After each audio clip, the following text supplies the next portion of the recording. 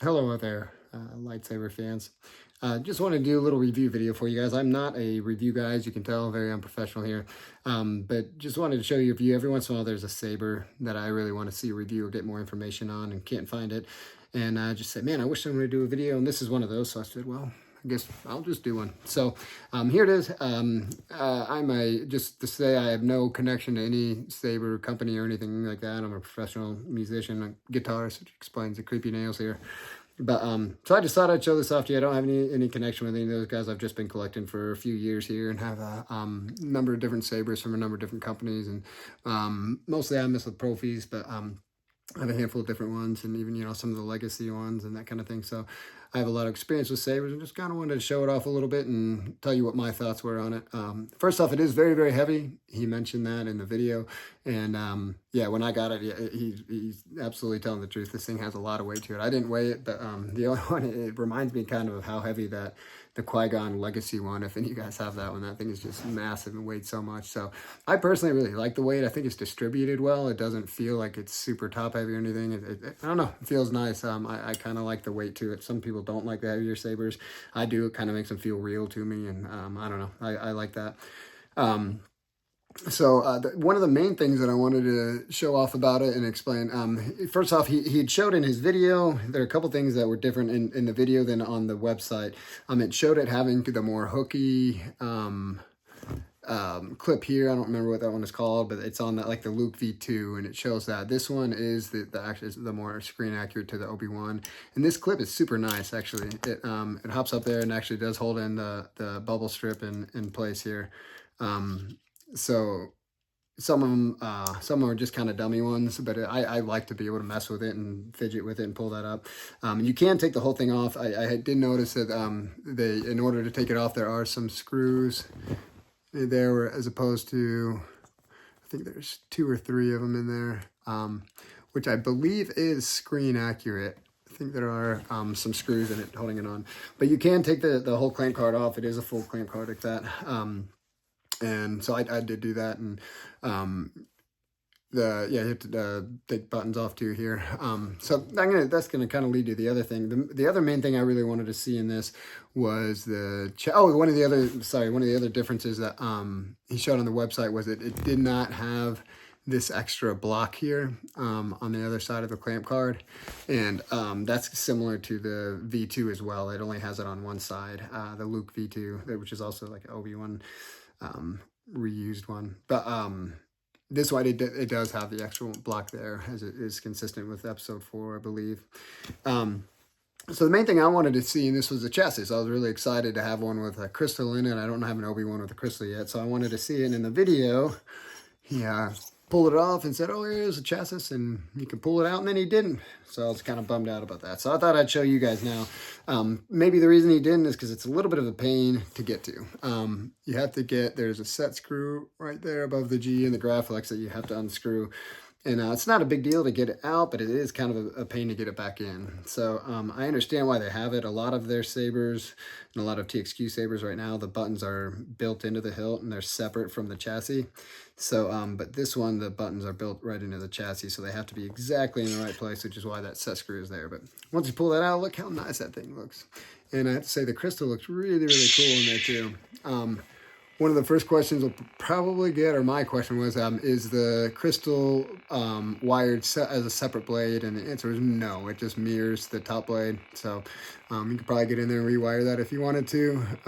It's beyond what I'm wanting to do right now. I like the way that it just mirrors it, to be honest, especially with it being inside. You're just going to kind of pull it out and show it off.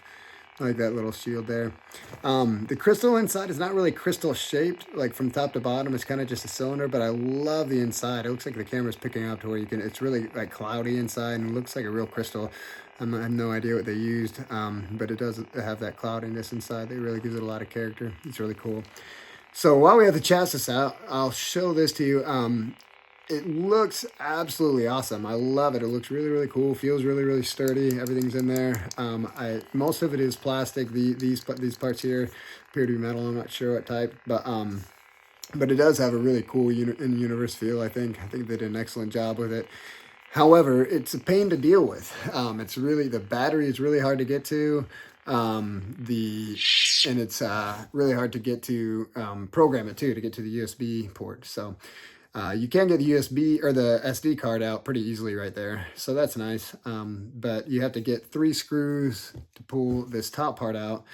And then it's pretty difficult to get a USB cord in to alter or to program the board. So I really wish they had done that a little differently. And then it's even more of a pain to get to the battery. You'd think that this little silver or this gold copperish part, you could just pop that off. It might be magnetic, I've seen. Some of them have a hinge, but this one you actually have to unscrew this back part. And then from back here, also unscrew this just to get to the battery. So it does have a really convenient USB-C charging port there, but if you're like me, I've got I've got the 18650 batteries laying around the house. I just like to pop them in and out, so I don't like to sit and wait for something to charge if I'm ready for it to go. So I don't like the fact that you have to go to so much trouble to change the battery in it, but and I don't like that you have to mess with the set screw as much. It'd be nice. I'd kind of wondered if I could maybe get a thumb screw or something in there so that, you know, because I just love being able to take it out and look at the crystal there. I think that's a really cool selling point with it. But I'm going to try to get this back in with you guys and show you, again, getting out is really easy, but getting the set screw right in that perfect place can be a challenge because you want it to be right in the hole of the chassis, because if you go, it's easy to screw kind of off to the side a little bit, and if you do that, you can screw into the really soft plastic of the chassis. Luckily, I got it first try there. So yeah, that's how you get the chassis out and look at the crystal, which again, I think that was such a really cool point of this one, or selling point, that definitely had me going right away whenever I saw that. So the buttons feel really good. Like he had said, there's like a haptic feedback to it, and which is, I mean, all buttons kind of have that, but this one really does, when, you know, they really do feel securely in place with that set screw being there, you know. So I gripe about it, but it also does its job in keeping things in place there. So Obi-Wan. He's got I will say I have my own settings on this, so this isn't how it came from him. I reprogrammed the Profi. But he does have some really, really cool effects on here. I just kind of like to do some of my own things. Like I like to have Obi-Wan as the as my menu. But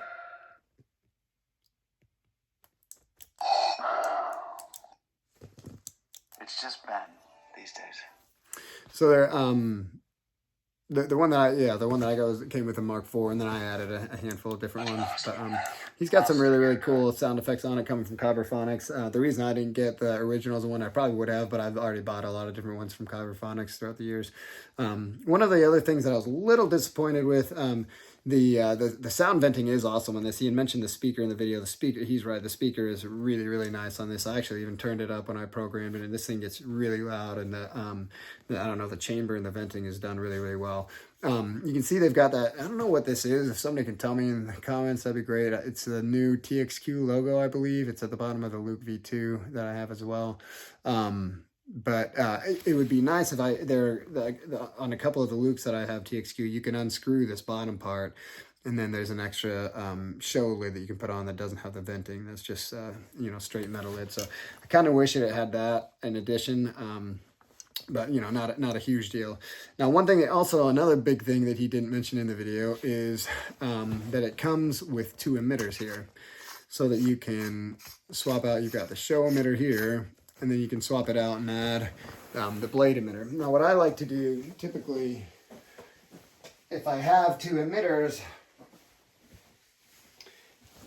is I like to just leave the blade screwed in one of the emitters. I'm sure I'll get some people saying, oh, that's not good for your pogo pins. That might be the case. It's so convenient, though. I'm pretty careful with it that I'm going to deal with it for now. So what I like to do is just keep it in there, and then I can screw the blade on just like so. And then that way I don't have to mess with any of the set screws. So this does have 4 set screws in the top, and they're kind of offset, which should make it really nice and sturdy. But having this extra lip really doesn't look nice if you're going to have it on a stand. So it's pretty awesome to have it on the blade, have the extra blade, or it gives it extra sturdiness so you don't get that wobble. And there's virtually no wobble with those 4 set screws in there. So it's pretty, I'm pretty impressed with that.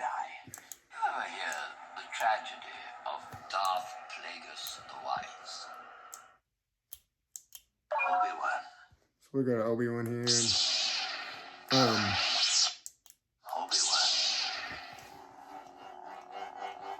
So So again, that's a huge selling point that it has those two emitters on it. Because again, then if I just want to go back to the show one, just gently take this one off. It leaves the blade on, and the blade's still attached with the extra lip. And then I can just stick this one back on.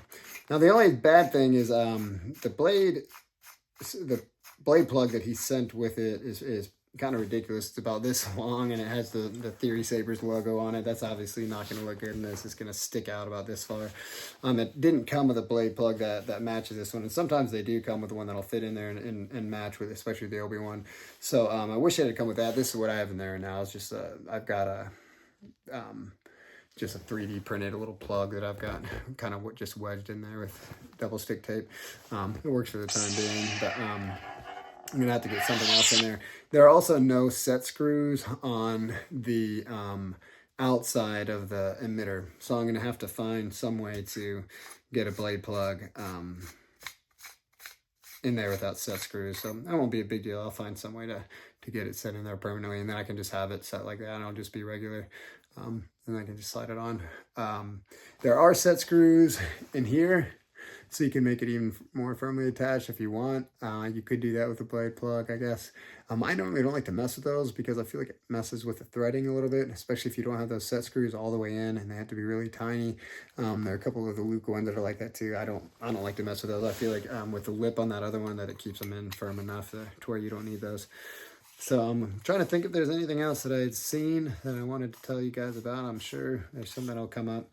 I guess I'll talk about the weathering real quick. I really like the weathering on it. I know it doesn't look completely screen accurate, but it's kind of got almost like a, like a burnt look. Things will turn bluish. It's got a little bit of that, but it does have a really cool aging down here. The black down here is really black. You might want to age it more if you wanted to. I personally really like the age stuff. I know there's a big debate on whether or not you should age things or not, or have things screen accurate or accurate to the prop. So one of those things, like on here they have the printing on the copyright printing on the rim up there. I forget that lip. I forget what they call that, the flange or something. It does have the Graflex on there. So I like those little touches on there. I like them to look, more like the actual prop that was used in it. That's a pretty cool deal to me. But other than that, I thought I would show you guys just this in comparison to some other ones that I have. So for example, this is it next to the TXQ OB Episode 3. You can see it's a little chunkier. Button box obviously different, but size, this one is obviously smaller, just like it typically is. But let me show you next to it. So here is I believe this is an LGT maybe. So I did my own weathering on this one and tried to make it screen accurate. So it's got kind of the rusty look in there, and the clamp card is kind of messed up there in certain spots, and then the weathering up on the top. So that's my version of the weathering. It's a little bit closer, I think, to the screen accurate prop. I know it's not perfect, but it looks pretty good with, I think, as far as some of the replicas that I've seen. This one doesn't look exactly, it doesn't have the kind of the rusty look. This one is shiny down here, doesn't have anything, messed up here. So really the only aging is done with kind of the heat stain stuff that they've done on this, and then this part up here. This part down here is completely unaged, as you can see. It looks pristine down there. So but I really like the color of that and what they've done with that, and I really like how the aging has looked up here. So there it is in comparison to another Episode 4. Again, I think this is LGT, similar in size. I did notice that the bars, like the grips on this, on the grenade section, they're a lot shorter on this one than I'm used to on most of them. It seems like most Obi-Wans, those little button things they're longer and flatter. They're almost more square on the Hermit. So let me show you. Here's some of the commercial ones. Here's the Black Series, the Hasbro Black Series in comparison to it.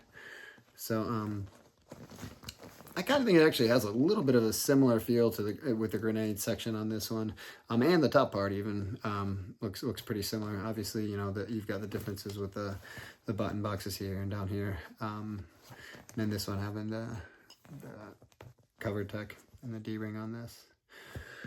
And then here is the Galaxy's Edge one. Now again, the Galaxy's Edge and the Black Series, remember you had to swap out the necks on those. So here's the Galaxy's Edge one. I think the Galaxy's Edge and Black Series are both from the TV series. So this is like episode 3.5 or whatever they were calling it, I guess.